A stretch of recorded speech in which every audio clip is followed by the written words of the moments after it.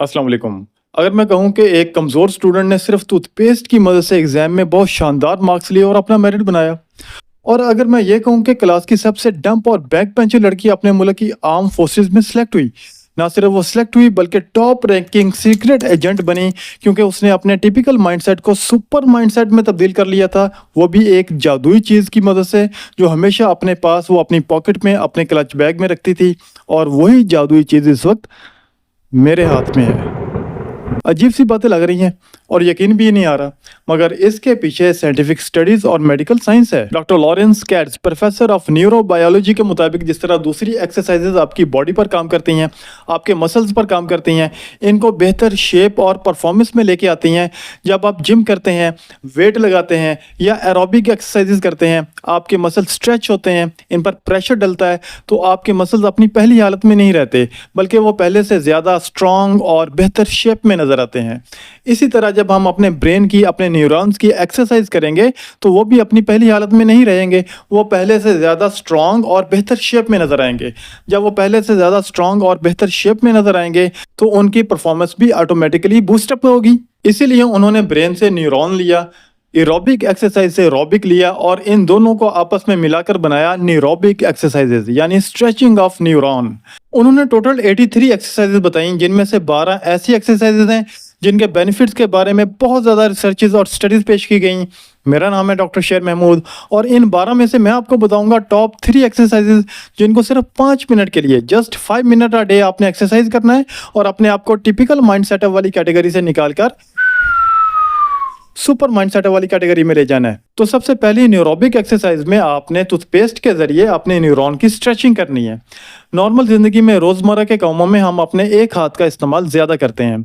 ज्यादातर लोग सीधे हाथ का इस्तेमाल करते हैं, राइट हैंडेड होते हैं। वो अपना खाना पीना, लिखना पढ़ना, किसी चीज़ को उठाना, बाइक में चाबी लगाना, एसी का रिमोट उठाना, टीवी का रिमोट उठाना, वो सारे ये काम अपने सीधे हाथ से करते हैं।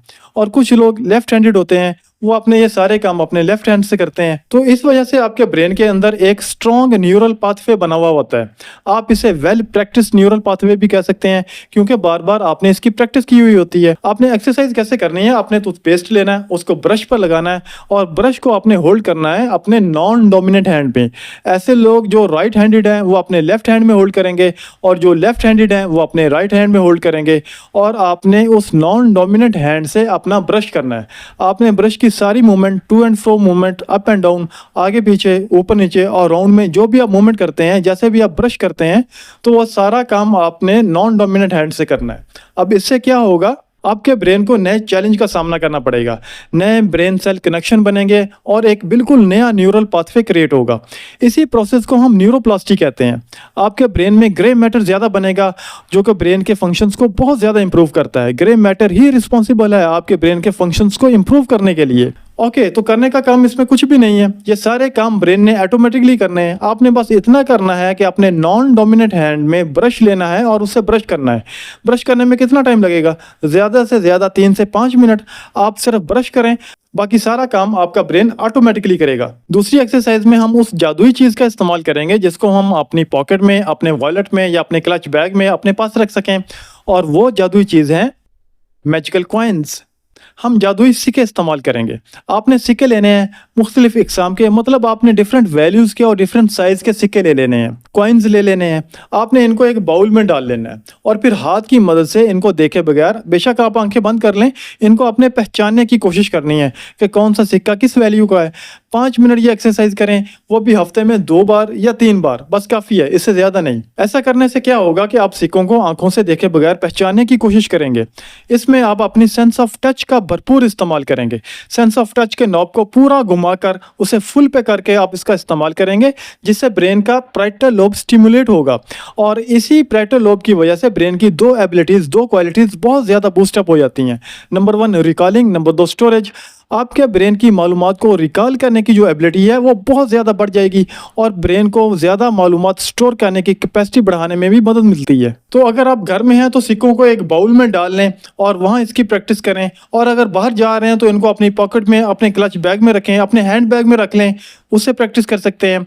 और अगर आप ड्राइविंग पे जा रहे हैं, गाड़ी पे जा रहे हैं, तो फ्रंट मिडल कंसोल बॉक्स जो होता है, अगली 2 सीटों के दरमियान कंसोल बॉक्स होता है, उसमें रखें और जब आप गाड़ी रोकें तो वहाँ इनकी प्रैक्टिस कर सकते हैं। या कोई स्टॉप वगैरह करें चाय वगैरह के लिए, तो वहाँ आप इसकी प्रैक्टिस कर सकते हैं और अपने माइंड को बूस्ट कर सकते हैं। और इसके बाद आती है तीसरी एक्सरसाइज, जो सबसे ज़्यादा फंटास्टिक और इंजॉयबल है।